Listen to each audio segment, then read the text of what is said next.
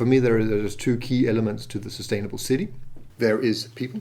It's all about people living together in cities. If that doesn't work, then the cities won't work. So you need to be creating good, livable cities for people. And also, you have to create sustainable cities, whatever that means in a local context. You can say one city which will work in Denmark won't work in Rio de Janeiro or Budapest or Cape Town, wherever. You have to find a solution for each local context. That said, you can then take what works in one city and adapt it to another city. And that's what we do here at EGA Climate-KIC, where I work. We're an EU-funded organization to help reach the 2 degrees of warming, and where we've said that cities are the key to this. This is where a lot of the activity is happening and a lot of the energy use is happening. So how do we then help go in and make sure what's happening in Madrid? And then what we then see is that solution becomes interesting for Cape Town or San Francisco. And this is where you see how do we get that spreading quickly, because if we just let the markets do this, things will go too slowly, where the cities have a very important role, so do the national governments, and where we go in and help coordinate, and also with the private sector. And this is, I think, for us as sustainable cities, it is a key, and you can show off a well-functioning solution. You can go out and inspire people, and it happens on a lot of different levels. It inspires me when we make a difference, when you can see people being happy, people taking ownership of their areas, going out and wanting to make a difference themselves.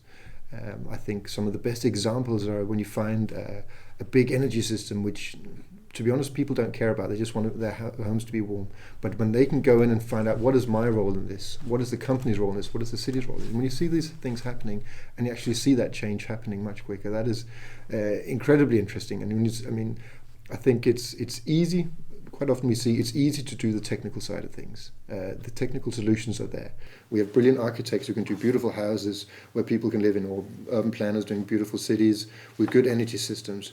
But it's when you get to the next levels, how do you implement this? This is where it becomes technical. That's where I find it very, very inspirational to be able to see, okay, we can actually make this work. If we put these people in the room and set the context right, and then help support them afterwards, then all of a sudden you will have not only the mayor going in and making a visionary statement, but also having people at the ground level going in and supporting this and getting all the elements working together. And I think that's critical, because without that, it just becomes either a vision from the top, which is difficult to implement, or small projects which don't have an impact. And I think it's very important to have that balance between people having a good city and a sustainable city, because if you go out and make the perfect sustainable city, then it's not necessarily going to be a success. And if you make the perfect city for people, it might end up having 5 degrees of warming because it's a terrible city. So this is getting that balance right. Very often we get the question of, this is great, it works over here, but it's never going to work in our local context. Or why should I be making a difference when it's not going to happen in another area of the world? So this is why we focus very often on how does it make an impact locally.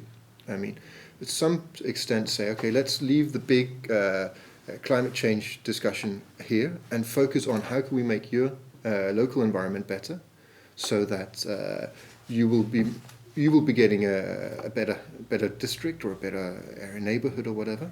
And at the same time, making sure that this climate change focus and the CO2 reduction, it does become elements in that, taking point of departure in people's everyday lives or companies, organizations. How do we help improve that to get the bigger goal? So I think one of the best examples, is water. It's very tangible. It's very important at the moment. Some cities don't have enough of it and some have too much. When we see the way a lot of our systems are set up is just plain stupid. That we put everything in pipes and then we mix it with sewage water and then we clean that and spend a lot of energy doing that. That makes no sense. So then you get systems where you can divide these things up, and technically it makes sense. It's still just pipes in the ground. Where what we have worked with is how do you keep the water in an area. Water is an attractive quality.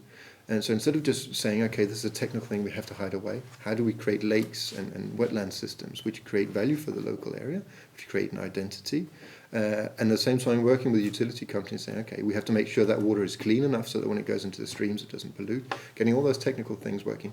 But when people see the system, they still see a beautiful wetland system, and I think when I presented this for the local area we worked with, their focus was not on, yes, we can help with the water and the aquifer levels and so forth. Is, can I row a kayak up and down the system?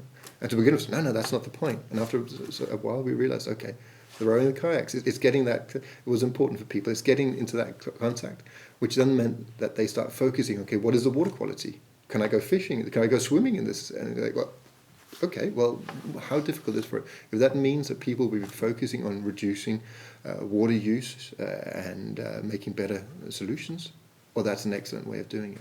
So that worked very well, and people still post pictures of that area out there at the moment, even going ice skating on it here in the winter. So it's a big success, and I think it's getting that, changing something technical into something which is a quality for people without them having to go out and reduce their water use every day or make all sorts of complicated solutions.